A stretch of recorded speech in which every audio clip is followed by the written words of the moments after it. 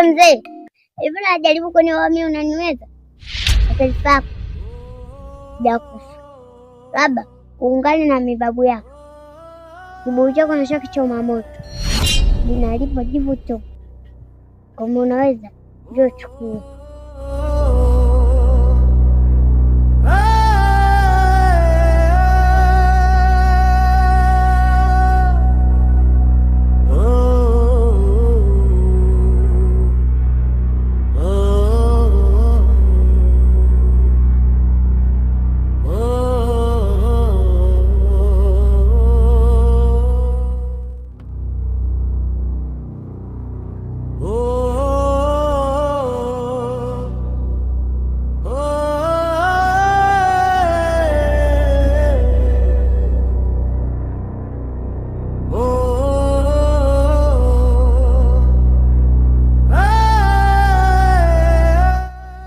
Hivi huyu mtoto anafikiri anaweza kunijambisha mimi? Sasa nitamuonesha kazi kwa mimi ni nani. Nadhani nifahamu vizuri.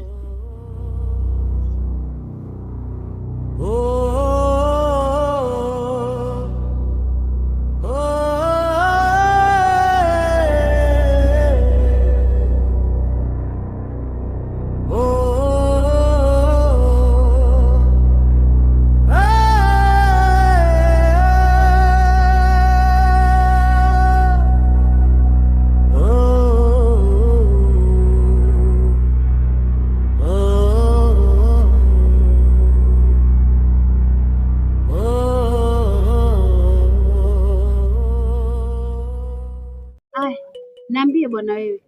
Umetoka kuzulia hapo? Nenda matembezi mama. Yeye mtoto uchoki kuzula. Huko tukiguna njia. Naomba uniambie ule mzato ulimfanya nini? Mimi sijamfanya kitu. Hujamfanya kitu na uhakika? Ndio. Yaani kutuona tu hujamfanya kitu chochote tusimamisha tuambie maneno kama yale. Naomba uniambie umefanya nini? Baba kanifananisha tu. Akufananishe wewe? Ndio. Ina maana ule ana akili timamu ule. Shufa. Wewe kuna kitu umemfanya mzee wa watu.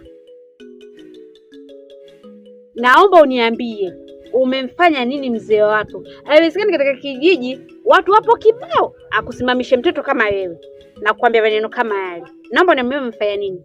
Mama, unajua wazee wengine wakizeeka akili zao huwa zinarudi utotoni. Sasa ule mzee atakuwa hana akili. Yaani Shufaa, umefikia hadi hatua ya kumtoa mzee wako akili, si ndio? Shufaa, sasa mimi nitakurudisha kwenu mjini. So umesema umenimisi umekuja hapa ila ukaya hapa nikwamishe shule. Sasa napoendea mimi sikwamishi shule hapa na utarudi kwenu mjini. Nitokee mimi hapa.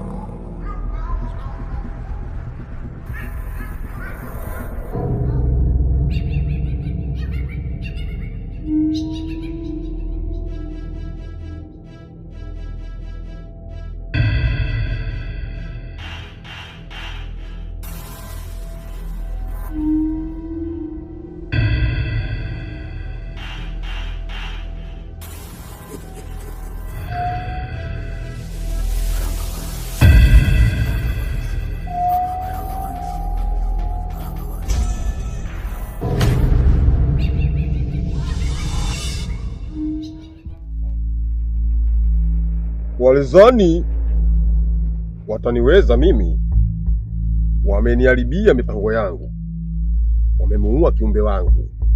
Sasa nadhani Huu ni muda wa kukitoa kiumbe kingine sasa.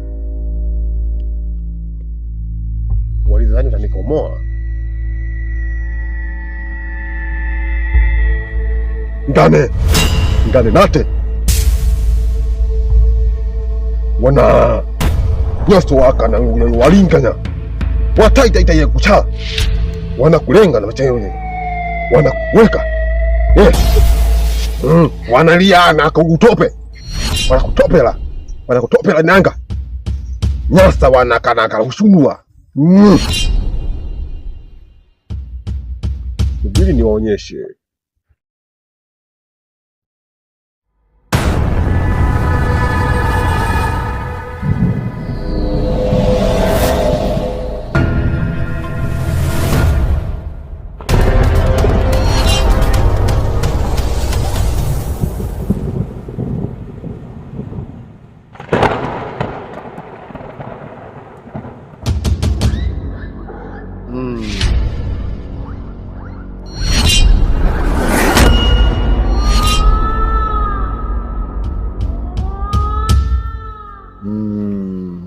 Wewe nadhani ndio utafanya kazi yangu kwa uelevu sana. Sasa naomba unisikilize. Nadhani wewe utakuwa na nguvu zaidi ya yule mwenzio aliyekufa.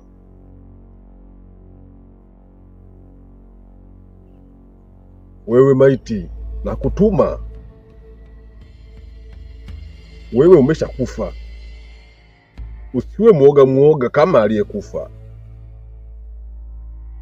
Na kutuma hii kazi, kaifanye kwa uelevu. Na usirudi bila kufanya hii kazi. Na ukirudi hapa bila kufanya hii kazi, mimi sinaga mzaa. Mtaiangamiza moja kwa moja nafsi yako. Unanijua mimi ni nani? Na mpaka na kutoa humo chini, unajua mimi nina uwezo gani? Nadhani kivuli chako kitasaidia kazi zangu. Sasa mimi ndiyo mzee Ngome Kongwe, na kutuma ukafanye kazi yangu. Nenda, toka.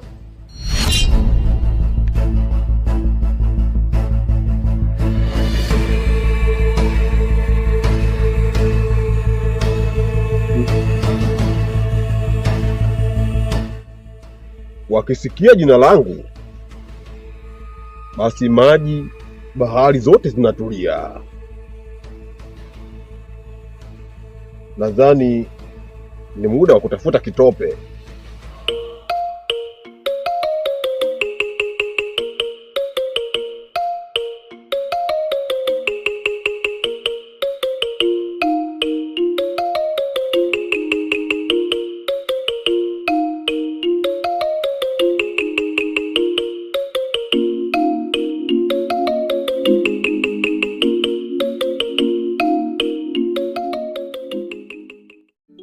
Da kaka, Mr. Kitai. Mimi na shida kaka. Shida gani hiyo? Mimi nataka ndo kanitongoze demu. Demu? Wewe unaye umenionyesha juzi tu hapa. Demu gani ndiye nikakutongoza wewe? Hilo wala sio demu wangu. Na wala hata sijamtongoza. Ile siku ile tunaona ninapita pale. Wala twendi wa ghetto wala wapi. Pale tulikuwa naenda dukani nampeleka. Sijamtongoza kabisa kaka, mimi naomba unisaidie.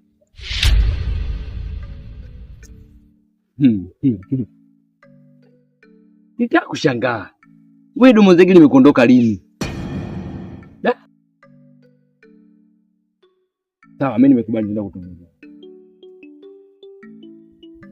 Kwa hiyo tunafuata kwao au vipi kwanza?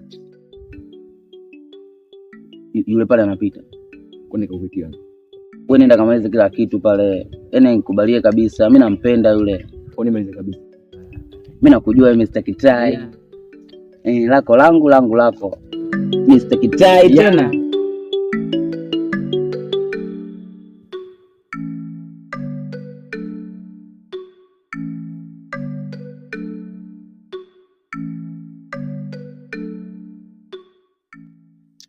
Mambo. Poa. Mzima eh? Mimi mzima. Hapana wapi? Naelekea nyumbani. Oh. Mimi kwa majina naitwa Mr. Kitai. dalali wa hichi kijiji. Oh, naitwa Vero. Basi tuachane na hayo. Yes, ndugu yangu Jilo unafahamu? Yeah, namfahamu, ni rafiki yangu. Yeah. Basi ndugu yangu anateseka sana na wewe. Kivipi yani? Yaani anakupenda sana. Sasa, kwa nini asingeniambia mwenyewe? Na isitoshe tangu nifike kwenye kijiji hiki, yeye ndo rafiki yangu wa kwanza. Sio unajua na ndugu yangu na Domozege yule. Kwa hiyo kumwambia mwanamke yani hivi vitu anampenda hawezi. Sawa, nimekuelewa. Mwambie anipe muda kujifikiria kisha nitampa majibu yake. Sawa basi nitamwambia. Ila jua ndugu yangu anakupenda. Sawa.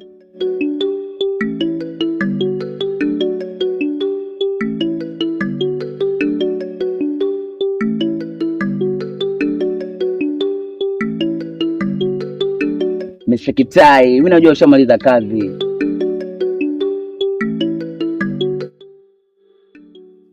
Kwa vipi kaka? Kashakubali tuende kupiga story ghetto? Ndugu yangu. Hakuna mwanamke anayetunguzwa siku moja akakubali. Kwa kasemaje sasa? Sema kati ya kesho au kesho kutwa mambo yataenda fresh. Mimi nakujua Mr. Kitai wewe. Lako langu lako. Huwezi kanipinga kwa ushamaliza kazi kabisa. Hapo mtoto kashanizimikia. Kila kitu anishamaliza. Yaani usijali kwa pale. Hiyo ndio si vizuri kwanza. Babake mwenyewe naye jabajabu babake mchawi. Ila shida ndugu yangu ndio Domozege. Kile mtaweza kuomba. Mimi sio Domozege. Wewe kwanza kuomba kwa stelio. Sema baridi. Basi ngoja mimi hivi nikatafuta viwanja kwanza unajua tena. Prokoto ndio hivyo tu dalali tu. Mr. Kitai. Yeah. Mzee dalali. Mimi nakujua.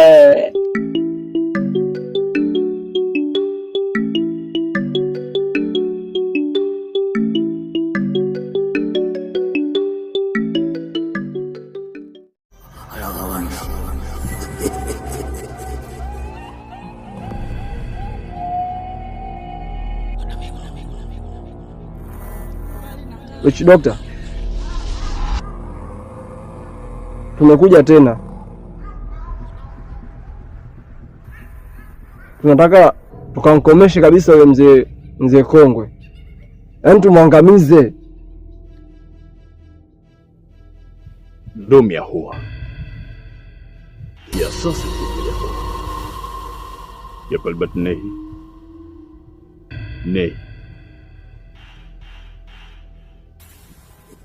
jambo lolitaka linaweza kuwa, ila kwa sharti dogo sana.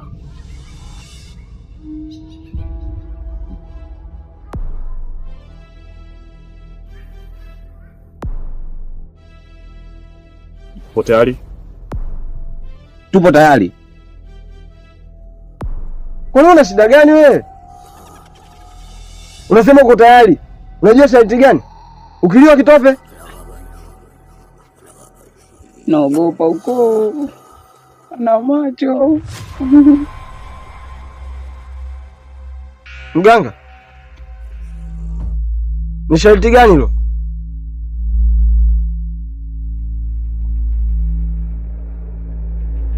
Yupo Kailnekia, Hindustan, kwetu India tunaita kapuchano. Na maanisha mwende ukachukua ule mkoba wake. Mimi naweza. Una shida gani ndugu yangu wewe yani? Yaani wewe kila kitu yani unakubali tu. Yaani kila kitu wewe uko mbele, mstari wa mbele yani. Hiyo ndio mwenyewe mganga, kwa nini anashindwa kwenda kuchukua mpaka anatuambia sasa unajua kuna ugumu gani huko? Au unakubali tu. Wewe kitope kinakunukia wewe. Mganga, tutaweza kweli kwenda kuchukua huo mkoba?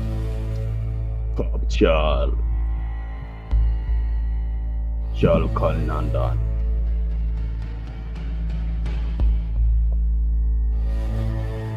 Hilo ni jukumu lenu. Nimewapa. Inabidi nyinyi waende kuchukua mkoba wake. Mkifanikiwa kuiba mkoba, basi tumia hoa kiasi sikia vile huwa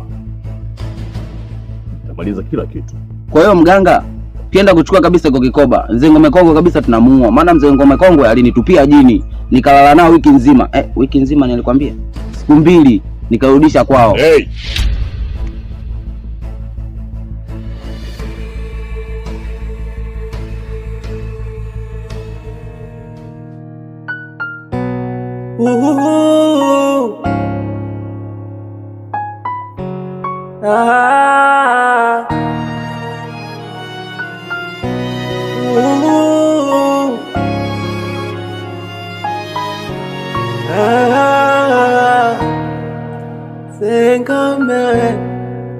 Ngome Kongwe,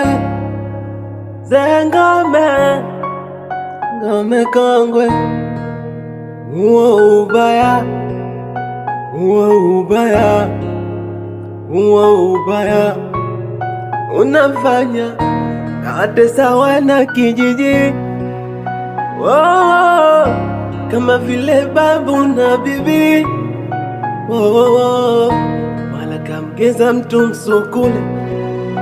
Ngome Kongwe, wala siku 2 atwendi shule. Ngome Kongwe, akikela mtu na mloga, yani kama asili utaki, ukizingua unafanywa mboga. Ngome Kongwe, Ngome Kongwe, Ngome Kongwe, Ngome Kongwe.